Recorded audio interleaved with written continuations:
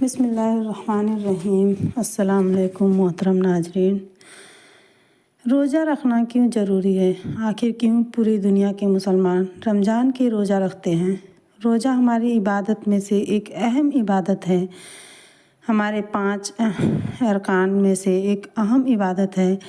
اللہ تعالیٰ نے اپنے بندوں کو کئی قسم کی عبادت سے نوازا ہے، جن میں کچھ مالی عبادت ہیں اور کچھ جسمانی، اور انہی عبادت کے پیش نظر انسان کی عبادت فرشتوں کی عبادت سے بلند ہے، بشرطے کہ وہ انہی عبادتوں کو بخوبی ادا کریں۔ جیسا کہ زکوٰۃ اور روزہ ایسی عبادت ہے جن سے فرشتے عاجز ہیں، کیونکہ نہ تو وہ ذریعہ آمدن رکھتے ہیں اور نہ ہی انہیں بھوک اور پیاس لگتی ہے۔ سورج طلوع ہونے سے لے کر غروب آفتاب تک مسلمان روزہ رکھتے ہیں۔ اس دوران وہ کچھ کھاتے پیتے نہیں، لیکن روزے کا مقصد محض فاقہ کشی نہیں بلکہ اللہ کی عبادت کرنا ہے۔ اس کے علاوہ خود کو تمام طرح حرام اور ناپاک کاموں سے دور رکھنا ہے۔ مسلمان ہر سال رمضان میں روزے رکھتے ہیں۔ نبوت کے 10ویں سال 610 ہجری میں معراج کی سب مسلمانوں پر روزے فرض کیے گئے۔ قرآن کریم میں اللہ تعالیٰ فرماتے ہیں، اور ہم نے تم پر روزے فرض کیے جیسا کہ تم سے پہلے لوگوں پر فرض کیے گئے تھے، تاکہ تم متقی اور پرہیزگار بن جاؤ۔ اگر ہم رمضان کے تاریخ منظر پر روشنی ڈالیں تو ہمیں پتہ چلتا ہے کہ زمانۂ جاہلیت میں بھی عوام رمضان کے اہتمام کرتے تھے۔ اس وقت رمضان کو تاتار کہا جاتا تھا، جس کا مطلب ہے کنویں کا پانی نکالنا، لیکن اسلام کی آمد سے 2 سال پہلے کلہ بن مرہ کے مشورے کے مطابق لفظ دانتوں کو بدل کر رمضان رکھا گیا۔ اس کی وجہ یہ تھی کہ اس وقت موسم میں گرمی کی تعداد میں روزے رکھے جاتے تھے، کیونکہ گرمیوں میں پیاس کی شدت بڑھ جاتی تھی۔ اس لیے اللہ کی رضا کی خاطر موسمی گرمی میں روزے رکھتے، تاکہ انہیں سخت ترین عبادت کے پیش نظر ان سے اللہ تعالیٰ راضی ہو جائے۔ اسی نسبت سے لفظ رمضان کا انتخاب کیا گیا، جس کا مطلب ہے دیر تک پیاسا رہنا اور گرمی کی وجہ سے زیادہ گرم ہو جانا۔ یہ عربوں کا مقامی زبان کا ایک لفظ تھا، جو کہ بعد میں ایک مکمل رمضان کے لفظ کی صورت اختیار کر گیا۔ یہ عربی زبان کا لفظ ہے جس کا مطلب ہے روزہ رکھنا۔ اس سے ظاہر ہوتا ہے کہ دیگر عوام بھی رضا خدا بندے کو خاطر رمضان کا اہتمام کیا کرتی تھی، کیونکہ ہر قوم کے لیے کسی نہ کسی نبی کا سرچشمہ ہدایت بنا کر بھیجا گیا، لہٰذا ان کے طریقۂ کار کے مطابق وہ لوگ روزہ رکھتے تھے۔ اسلام میں قبو لوگ عاشورہ کا روزہ رکھا کرتے تھے، کیونکہ اس دن کو ہر زمانے میں اہمیت حاصل ہے۔ محرم الحرام کی 10ویں تاریخ کو یوم عاشورہ کہتے ہیں۔ اسلام سے قبول عاشورہ کا روزہ فرض تھا، لیکن رمضان المبارک کے فرض ہو جانے کے بعد عاشورہ کے روزے کی فرضی ختم ہو گئی۔ البتہ حضرت محمد مصطفیٰ صلی اللہ علیہ وسلم نے عاشورہ کے روزے کو سنت اور مستحب قرار دیا، کیونکہ آپ خود بھی عاشورہ کا روزہ رکھتے تھے۔ اس کی وجہ یہ تھی کہ اس دن اللہ تعالیٰ نے پہاڑ، کرسی اور قلم پیدا کیا۔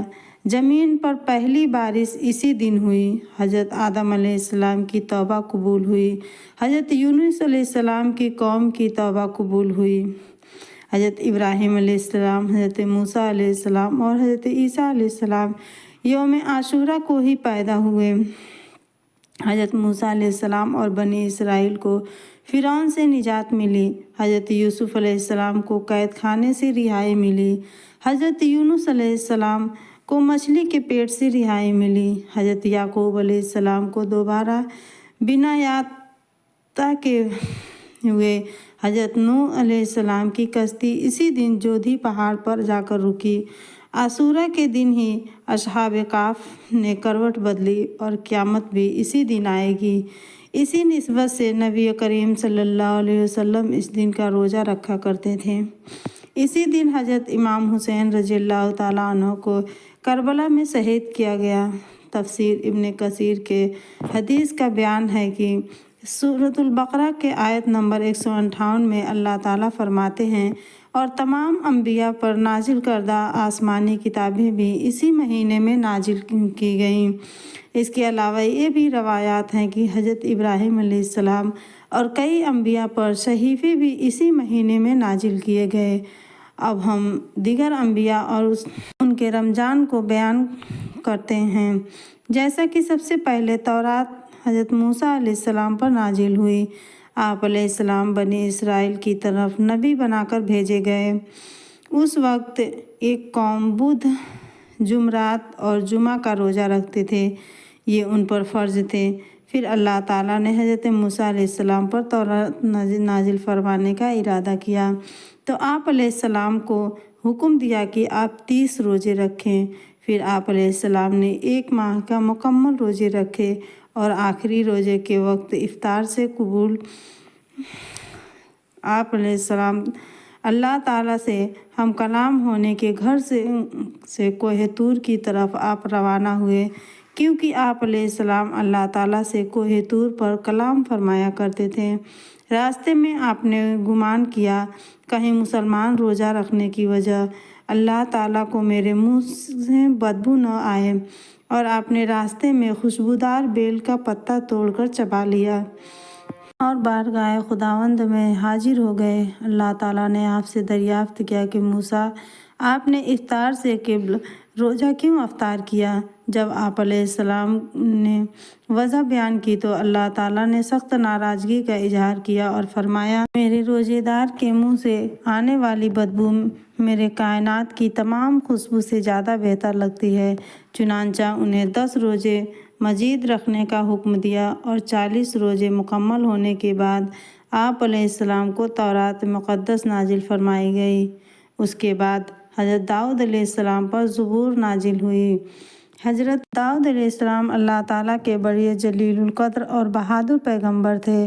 ان کی عبادت اللہ تعالیٰ کو سب سے زیادہ پسند تھی۔ آپ رات کے پہلے حصے میں سوتے اور 2/3 حصے میں قیام فرماتے اور ذکر الہی میں مصروف رہتے۔ آپ کا معمول تھا آپ ایک دن روزہ رکھتے اور ایک دن نہ رکھتے، لیکن نزول مزبور سے قبل آپ علیہ السلام کو بھی 40 روزے رکھنے کا حکم فرمایا گیا۔ اسی طرح حضرت عیسیٰ علیہ السلام کو بھی انجیل نازل ہونے سے قبل 40 روزے رکھنے کی ہدایت دی گئی۔ اس کے بعد ان انبیاء کی عوام بھی اسی طرح ترتیب کے ساتھ 40 روزے کا رمضان کا اہتمام کیا کرتی تھی، اور بعض آج بھی کرتی ہیں۔ اس سے معلوم ہوتا ہے کہ اللہ تبارک و تعالیٰ کے نزدیک روزے کی اہمیت کتنی زیادہ ہے۔ ہمیں رمضان کریم حضرت محمد مصطفیٰ صلی اللہ علیہ وسلم کے وسیلے سے عطا ہوا۔ معراج کی رات آپ علیہ السلام کو رمضان کے تحفے سے نوازا گیا، اور یہ قیامت تک مسلمانوں کے لیے فرض قرار دیا گیا۔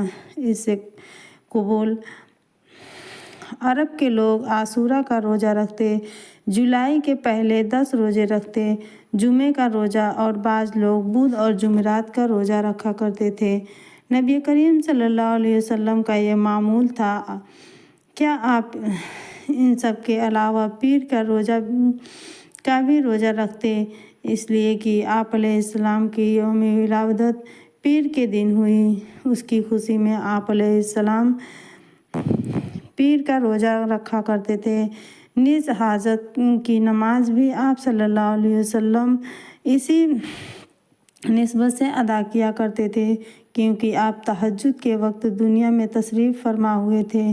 مگر رمضان المبارک کے فرض ہونے کے بعد ان تمام روزوں کی فرضی ختم ہو گئی اور رمضان کے 30 روزے فرض ہو گئے۔ البتہ اگر کوئی روزے رکھتا ہے تو اسے بے حد ثواب ملتا ہے، کیونکہ اب یہ نفل روزے ہیں، تو اگر کوئی نہ بھی رکھے تو کوئی حرج نہیں۔ رمضان کے روزے کی فرضی بیان کرتے ہوئے نبی کریم صلی اللہ علیہ وسلم فرماتے ہیں، جو کوئی جان بوجھ کر رمضان کا ایک بھی روزہ چھوڑتا ہے، پھر چاہے وہ ساری زندگی روزے رکھے، اس کا کفارہ ادا نہیں ہو سکتا۔ رمضان کے مہینے میں ہر عبادت کا ثواب 70 گنا زیادہ کر دیا جاتا ہے، کیونکہ رمضان کا مہینہ قمری سال میں آتا ہے، لہٰذا وقت اس اوقات میں موسم بدلتے رہتے ہیں، یعنی یہ کبھی گرمیوں میں آتا ہے تو کبھی سردیوں میں، لیکن اللہ تعالیٰ فرماتے ہیں مجھے اپنے بندوں کے گرمیوں کے روزے اور سردیوں کے وضو بیحد پسند ہیں۔ حضور نبی کریم صلی اللہ علیہ وسلم کی حیات مقبرہ میں آپ نے 9 رمضان دیکھے اور انہیں کے روزے بھی رکھے، لیکن 10ویں رمضان سے قبول آپ علیہ السلام کا وصال ہو گیا۔ دوستوں، اگر ہمارا ویڈیو اچھی لگے تو اسے لائک کریں، چینل کو سبسکرائب کریں۔ ملتے ہیں اگلے ویڈیو میں، تب تک کے لیے اللہ حافظ۔